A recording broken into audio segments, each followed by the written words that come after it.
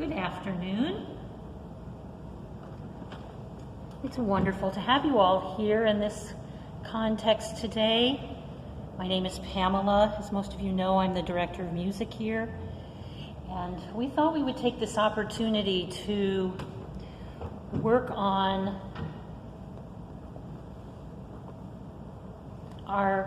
and expand our knowledge of hymns in this time that we're not able to sing together as a congregation indoors as a group. So we'll be able to take this time and work on some music, some hymns, some service music, some contemporary songs. Hope we can work on some psalms and canticles and be able to build our repertoire, because that day is coming when we will all be back together in here, and how wonderful to be able to have a full congregation singing a variety of music, both beloved songs that you know and some new ones that you've learned during this time. And so I thought we would start with number 664, My Shepherd Will Supply My Need, in our incredible hymn book.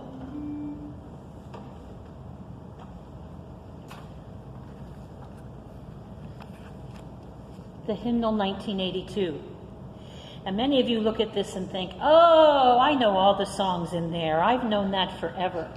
But do you know that there are over 700 songs and much service music in this book that was the service music especially written for the Common Book of the 1979 Common Book of Prayer?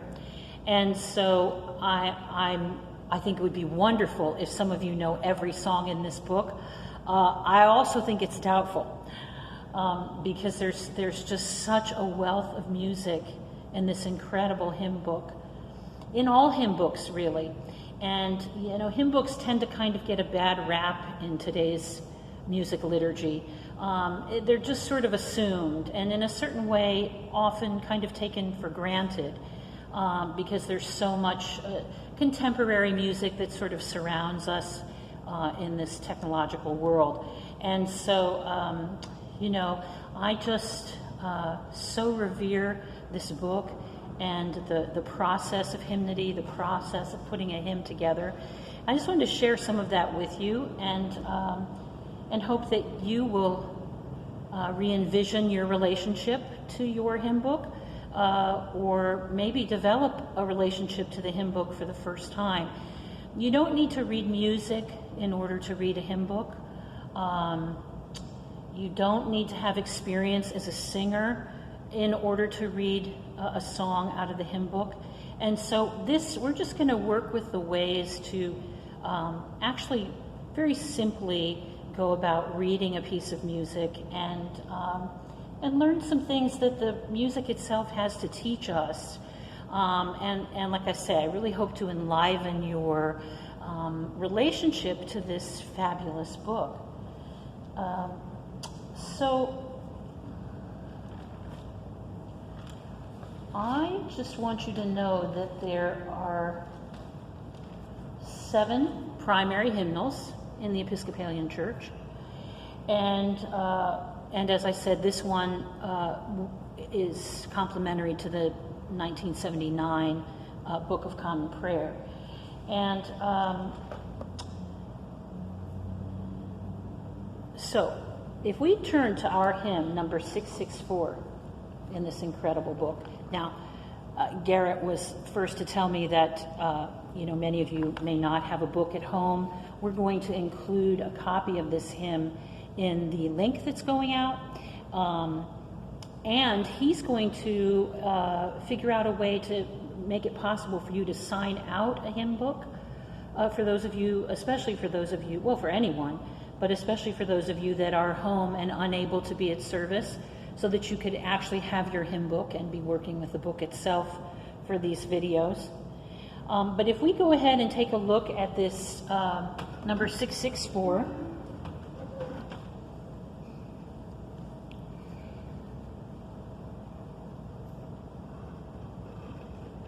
what's really glorious about a hymn, particularly an older hymn, is that often the words are written by a poet, a minister, someone different, usually a musician as well, but you'll often have the words written by one person and the music written by someone else. And it's that incredible marriage of those two artisans, really, that create these amazing pieces of music. Not an easy task, which is why, when people sort of take the hymn book for granted, it just surprises me, because within each page, these are just such stellar pieces of inspiring, often scripture, but certainly inspiring, comforting, uplifting, spiritual pieces of work. And I will say, not always successful. There are other factors to what's written and how it's written, none the least of which these days are copyright laws. So often someone will take a tune that's public domain, and they can use it, but the words don't really fit, and what they're trying to say doesn't really match up to the mood or the meter of the music itself. So it's not always successful, but when it is, the music is just unforgettable. So you'll see here that the words of number 664 were written by Isaac Watts. Now, he was born July 17th, 1674. He was an English minister, a prolific hymn writer, a theologian, and a logician. He's considered the father of English hymnody. He composed over 700 texts and hymns, such as When I Survey the Wondrous Cross, Joy to the World, Come Ye That Love the Lord. Isaac Watts is someone you really should pay attention to when you turn to a page to see a hymn. And the tune to number 664 actually is attributed to an Appalachian folk melody entitled Resignation. And as the case with many folk melodies, this tune has a pentatonic scale, which is a 5-note scale, and it was originally composed for orchestra, so without words, but this lilting, wonderful melody exudes such spiritual warmth and peace. You put that together with these words of Watts, and this poetry, the psalm, and the music mixed together, and we are just enveloped in God's comfort and protection and providence. There are many versions of Psalm 23. I was going to attempt today to compare and contrast 2 of them in the hymn book, but since we're just getting started today, let's just do the one. And if any of you are interested in the many other hymns of Psalm 23, choral anthems, sacred classical songs, let me know, and I'd be happy to try and work it in to do some kind of comparison or to learn more in relation to this text. But let's take a look now at this. Now, some of you probably know this piece. I know we've done it in my time here a couple of times with the choir, but I'm not so sure that the congregation is familiar with this. Okay, so picking up a hymn book and turning to 664, I dream of the day when we're back in service and I look out over the congregation and everybody's holding a hymn book. That's my hope, that we can work now with this in such a way that all of you will feel inspired to say, what's in the lower left-hand corner? Who wrote the music? Who wrote the words? Oh, I know him. He wrote Joy to the World. so that there's, just that developing that curiosity and that appreciation for this fine body of work.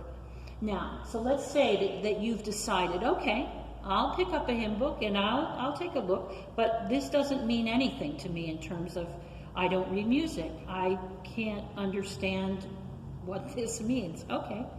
Well, so let's start with the words, because you see number 1 and you see the verse. If you follow number 1 this way, let's see if I can get this up here for you. If you follow number 1 all the way to the end of this line here, and it says, my shepherd will supply my need. And then after Jehovah, if you go down here to the top line, it says, is his name. Actually, I often, in my own music, will write 1, 2, 3 at the beginning of each of these lines, because that kind of helps you see at the end of this line how you go down to the beginning of this line. And if you sign out a book, that might be helpful for you to do yourself. Certainly, you might want to do that on your own copy of the music. But this is what happens. You get to the end of the line, and you just go down to the next line that has this mark on it, which is called a treble clef. We're not going to learn to read music today. We may spend a session or 2 on that another time.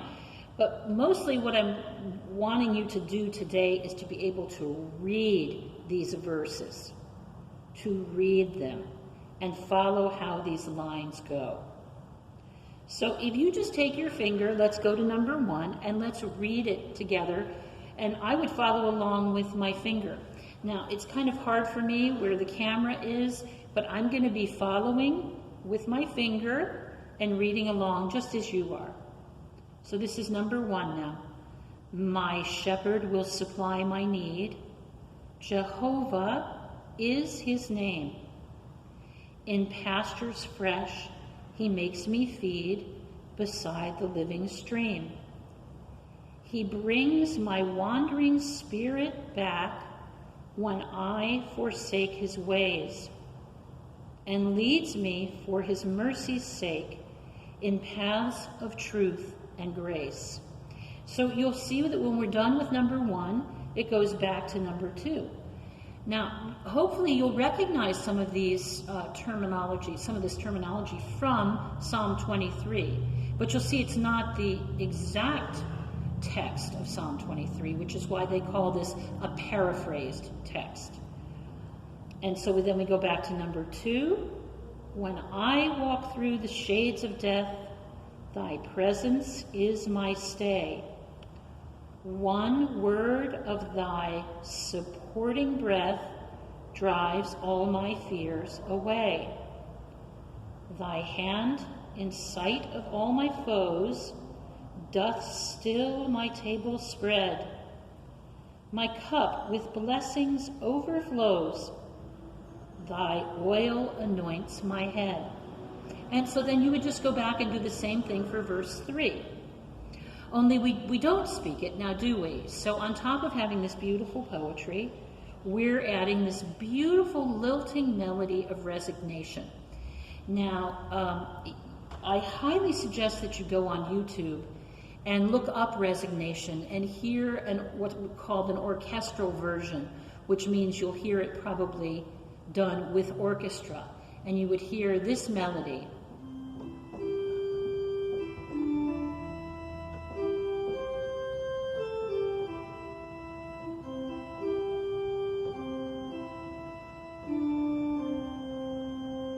And it's done so beautifully with the instrumentation of the violins and the cellos, and so you can hear and get familiar with that melody. And when you have a sense of that melody or the tune, you can take these words and put it to the tune. Well, you may say, I'm not sure where the words are supposed to go, how you're supposed to hold the notes. And so that's where just follow the bouncing ball. Honestly, the more you work with hymnody, the easier this will get. For those of you that are really being brave and trying to follow what I'm saying, hats off to you, because it is a little like patting your stomach and rubbing your head, or rubbing your stomach and patting your head at the same time when you're first going out of the gate. But this is where that curiosity and patience comes in. Unfortunately, it looks like we may have some time left with COVID, so let's just be patient. Don't give up. But I think the more you understand these different sources, Isaac Watts for the words, go to YouTube and look up Resignation, the tune Resignation, and just hear the lilt of that tune. Then when you take those words along with that tune that you're kind of used to hearing, you can follow along and see how the notes go up and how they go down. And that's really step one of learning to read music, is just getting the patterns and the freedom to go up when it goes up and to go down when it goes down. And follow that with your finger. If you get lost, just kind of, it's like a tennis match, let that ball go, get your racket back up. If you get lost, just kind of look as we go along, because I will be singing this with you, and hear where I'm catching the words, and try and jump in as well. Now, the other thing that we do when we're first learning a tune is sing it very slowly.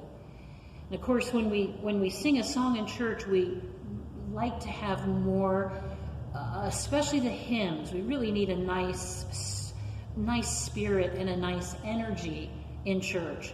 But when we're learning a tune, we learn it very slowly, and as we get comfortable with it, we'll make it faster. So I'm just going to start out with this one very slowly. You're going to follow it along, because I'm going to play along on the organ and sing along with you. Here we go at number 1. My shepherd will supply my need. Jehovah is his name. In pastures fresh he makes me feed beside the living stream. Good! Okay, now there's a whole nother section, but we're going to go back and do verse 2 of what we had just learned. Okay? Verse 2. When I walk through the shades of death, thy presence is my stay. One word of thy supporting breath drives all my fears away. Nice. Okay. Now let's try verse 3. Same little part of that tune. Nice and slow. The sure provisions of my God attend me all my days. Oh, may thy house be mine abode, and all my work be praised. Good. Now, another challenge you might have, people often say to me, I can't hear my part with the organ. The organ parts blend together in such a way that it's hard for me to differentiate the sound. And there's actually a reason for that, and the reason for that is also the challenge, right? Because it may be hard to hear the melody through the context of the harmony, but once a full congregation has learned a melody, and that big, gorgeous, ripe, delicious melody is engulfing the church, all the harmonies of the organ are sitting underneath that. And it's just an absolutely glorious banquet, which is where we're going with this. So here again, just work with developing your ear to hear how a melody sits in an organ part. Let's go back to number 1 now on this next section. This is going to go higher, which is often another complaint about hymns, is that they're too high. But actually, the more hymns you sing, the more your voice will open up, and the higher things will become easier. And we should, I'm a big believer in we try and stretch to it as opposed to bringing it down to us, because it's in that stretch, in that effort, in that trying that we're reaching to the heavens. And you know, that's a whole nother story. The saying, to sing is to pray twice. That's true, although the saying is to sing well is to pray twice. But we'll talk about that at some point. But that is very much my belief, that we try to sing well to the glory of God. And when that effort is put in, rather than just saying, I can't, I don't, I won't, when we put in the effort, there is truly an amazing grace that enters, and that will enter for us as we work on this piece. Especially now, because this is a little high, okay? So this is number 1. Actually, I don't remember if we spoke through this, but let's just read through this again. Number 1 in this second section. He brings my wandering spirit back when I forsake his ways, and leads me for his mercy's sake in paths of truth and grace. Let's try that.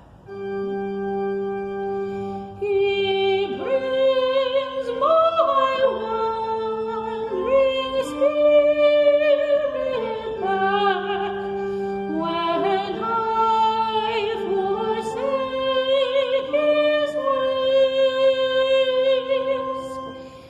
and leads me for his mercy's sake in paths of truth and grace. Now, can we go back to this second section where the second verse would be, thy hand in sight of all my foes? Let's try that. Everybody have that? Thy hand in sight of all my foes, does still my table spread. My cup with blessings overflows. Thy oil unwinds my head. Good, and then we still need to do verse 3, but I'm seeing my time here. I'm running out of time. So I think what I want to be sure that you have this week is this whole song played along with the organ and my singing, so that you can sing along with it in the sections. And we did the first section, a couple verses in the second section with just the melody. And now I think we'll go and we'll try and add the organ part with it and see if we can hang in there and end with this song. And then we'll start with this song next time, and possibly we'll sing this song, depending on what I hear from all of you. We'll try and do it a week from Sunday. So here we go. Let's give it a try. And of course, every hymn starts with an introduction.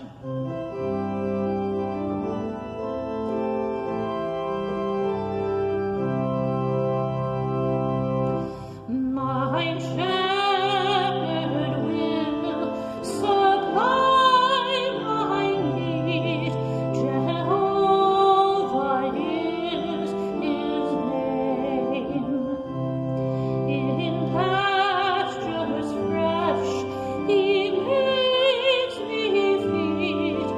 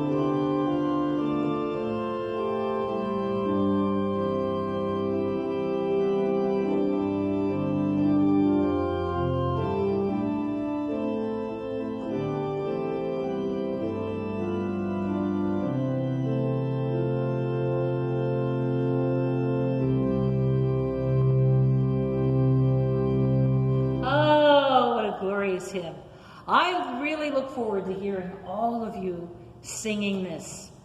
Hopefully one day soon. Amen.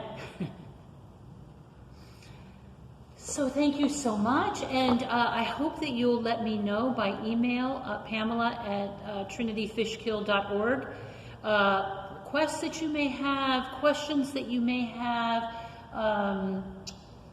if there's any particular piece of music or any direction that you would like for this to go in, what would be helpful for you. I would love to hear it, and as I say, I look forward to the day that we are all back in here singing the roof off of Trinity Church. Take care. Blessings.